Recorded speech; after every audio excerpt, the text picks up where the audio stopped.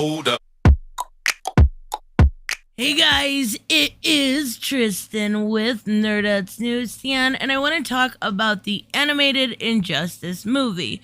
Now, I will give you a spoiler warning. The first few minutes will not be, but I do have to be very careful and not show a whole bunch of images. So unfortunately, this is what you're going to get. But that is because the movie does not come out in the US for another 10 days. With that being said, I want to talk about this movie in two different senses. First off, somebody that is attached to the games and the comic books, and then more on the normie side, because if that's the side you're looking at it from, this isn't a bad movie. There's nothing inherently wrong with this movie. It doesn't match up. Yes, that's for sure. And I will say right away that I am not a fan of this movie, what they did to it, how they changed the characters, when it was already an Elseworld story. We don't need Elseworld upon Elseworld stories. And with a property like Injustice, if somebody really wanted to watch an Injustice movie, they could go back to the cutscenes from both the first and the second game and get a much better, more coherent story.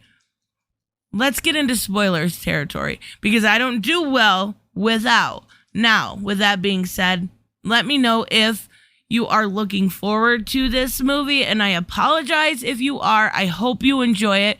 It just was something not for me. Hit subscribe if you are new. Hit like, leave me a comment. Let me know all that fun, YouTuber stuff. Now let's get into the movie. From a person that is extremely close to not only the source material, but the games, this movie was an absolute sham and unneeded. Now, there was nothing wrong with the score, with the voice acting, with the animation. All was done well, except for I did notice a trend of very muscular women, but that's kind of something we've seen lately on the rise anyway. The problem was it swayed so far from an already Elseworld story. This wasn't Injustice. This was some random tale that Tom Taylor should probably look at and go, oh my God, you had the source material. What happened? Now, I will say, stand out, just like in the comics, was Harley Quinn. Harley Quinn and the relationship we see with Green Arrow, which is much different than the original TV show.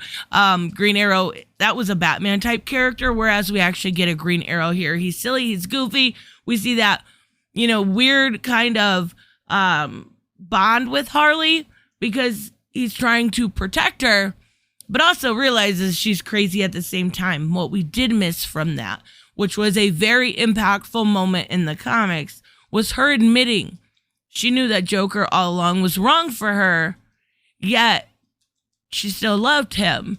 And that part in the comics was in the first, I would say, 2 issues. And it should have been included because the parts around it were. But we didn't get that impact. We didn't get to see Harley as a person as compared to a parody, if that makes sense. I hope I'm making sense here. Now, if you are unfamiliar with the Injustice storyline, basically, we have Lois Lane pregnant. Joker decides that Batman isn't fun anymore and plays with Superman. And in doing so, kills most of Metropolis and Lois Lane and the unborn child. That's it in a nutshell. That leads to a tyrannical Superman, an evil Superman. And this didn't have it. Now we do see, Clark at his worst being insane and crazy. But by the end, he gives himself up. In the story, in the comics, in the movie, he would never have done something so simple. Those boss battles were terrible a lot of the times. But Clark just decides, I did some bad things, so lock me up in a red sun. That's literally the end of this. Not only that, but this should have been something that either maybe was a prelude, even though we did get Injustice Year Zero, and something that I don't know how you go about a property like this. I would have to sit down and think about it. But you start with game 1, you've got, year 1 through 5, you've got year 0, and you've got game 2. You've got all of this source material. I'm telling you, hundreds of hours worth of playing and gaming, and you get it so wrong.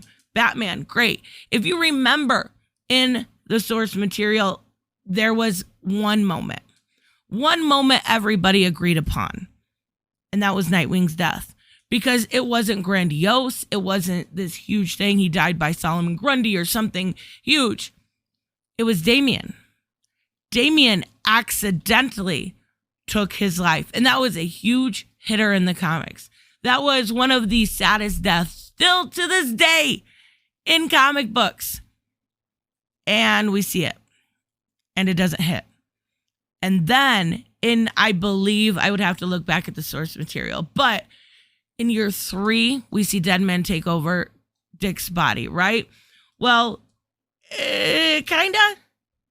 I mean, that happened in this, but it was Ramakrishna, which is fine. In the source material, we saw Constantine and Ramakrishna work together to bring back Dick. And that happens almost immediately after we see Dick die. So when Dick dies, there's no consequence to that action. There's none. They do give that, sweet moment between Selina and Bruce where Bruce actually breaks down. But Alfred is completely absent in this entire movie. Alfred was such a big part of the Injustice series. He was a badass. He was Alfred with guns and with, and he punches Superman because Superman is misbehaving like a father, hits him in the face. He's drunk when Dick is dead. It's not Alfred. It's a different person mourning his son's death. Yet now, you completely remove that character, taking away so much hard-hitting moments. Not only is that the character they removed, but if you remember the entire plot about Green Arrow. Now, Green Arrow was, helping Harley Quinn. We see some really great moments with that. It eventually leads up to Mirror Master taking Ma and Pa Kent. There's a character removed right there. Ma is already gone. She's already gone. So they only take Clark's father. He ends up getting hid by Clark when he gets him back, and he actually hides him in the Fortress of Solitude. Well, Batman's Justice League, his side, breaks in to get a Red Sun transmitter. And in doing so, we see Green Arrow take one of his kryptonite arrows and try to hit Superman. He deflects it and it hits Pa Kent. Well, he dies. Same thing happens in the movie. But in the comic books, we have a very grievous, a Black Canary that comes in that is absolutely a mess. But Black Canary isn't even in this movie. They miss that whole storyline, and instead they take Black Canary out and try to do the whole, at the end, Dr. Fate, where Dr. Fate actually brings a Ollie from a different Earth who lost his Black Canary, and they end up getting together, and it ends up working out pretty well. Well, they do that kind of with Clark and show him a Lois Lane that got to carry their child to term for Lois to, go, well, you did a bad thing. I don't have a Clark, but I'm still going back to my Earth and you're going to jail. It doesn't hit. And they don't even use Dr. Fate. They use Mr. Terrific, which worked out well. Speaking of Mr. Terrific, there is another huge part in the comic book that hits really hard, and not in an emotional sense, in a logical sense. There is a chess play game between Superman and Mr. Terrific, and he says, I want you to eliminate all guns. I would need your help, right? So in this game, they're talking, and he says, well, smoking kills more people than guns do a year. So you're going to have to, kill all the smokers. You're going to have to imprison them. Recycling ruins our Earth. You're going to have to kill them too. And it's supposed to be this really hard-hitting factual information showing the slippery slope of taking away guns, the slippery slope of, being such a, for lack of a better term, fascist in this sense. And that is done in this show very, very poorly. There's a lot of really hard-hitting parts of this comic that are completely left out. There are a lot of ones that are messed up. They actually bring in stuff that happened later on with Ra's al Ghul and bring in Amazo, and it's not well executed. Some of it doesn't even make sense. And we see something done that Clark would never do, and that is put Amazo right in Smallville to test it out. Come on now. This was terrible. If you are a comic book fan, if you are a fan of the games, there is nothing good I can say. Right in the first 5 minutes, they kill off Barry Allen, right? Cut his head off. Clean off. So we don't get the moment where we see Diana and Clark beating a metahuman, right? And Barry standing there, unable to move, unable to do anything, only to realize that he was inspired by the Justice League and he was a child. That moment is gone within the first 5 minutes because you cut off his head. This was pretty bad for people that enjoy the source material. Captain Atom dead. He had a kryptonite in his hand and he went in his eardrum. But what they don't, and then they kill him by this the toxic smoke. But the kryptonite piece would still be in his ear. It makes zero sense. What they did, the Aquaman, oh God, I could keep going about this. Aquaman in Injustice was so good. He was taken so seriously. And he was actually able to stand up against Clark in a way, in his own way, and Diana. And Clark, took Atlantis and put it in the middle of the desert. Aquaman just says, I don't want anything to do with this, and goes back to Atlantis. That's it. That is it for Aquaman.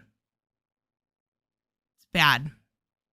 It's really, really bad. And I'm really disappointed. I do understand from a fan of both of the properties, whether it's gaming or the comics, I understand that I wasn't going to be happy with it, no matter what. I wasn't going to think it was perfect. I was going to be very critical of it. I would be more critical than a normal person.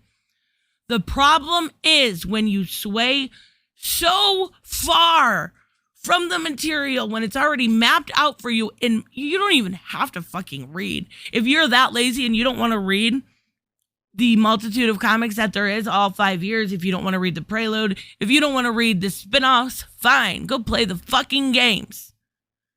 But you didn't even do that. I don't know. I don't know what they were thinking. I really don't think they were. I think this was a cash grab in the way that this is a property that is known. Injustice is a huge video game. It's two huge video games. The characters are very well known. NetherRealm uses them. We've seen years and years of comics by amazing people. This is a very good selling property. Let's milk it. And I understand that's a corporate thing to do. I have nothing against that. I have nothing at all. When you milk it, you at least got to hire somebody that has the capability to go and dig within those characters and understand those characters. Like Wonder Woman was essentially the devil on Clark's shoulder many, many times. Forgetting to tell her, that Aquaman said he was sorry about Lois, just leading ways for things to get more vicious. And here she's the voice of reason. Did you forget who we were talking about in Amazon Warrior? Yeah, I'm pretty sure you did. Anyways, it was bad. I'm really disappointed in what they did. They also took Green Lantern's ring from him within the first 5 minutes. They eliminated anybody. They didn't have this strong Shazam scene where we see Superman actually kill Billy Batson, not Shazam. We see him kill him in cold blood in front of the Justice League. All of those powerful scenes, if they were powerful originally, they lost that luster. And I don't know what this is. This is a polished piece of shit, I guess. I don't know.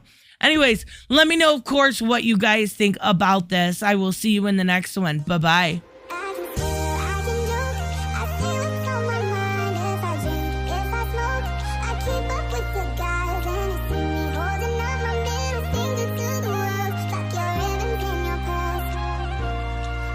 Jobustify.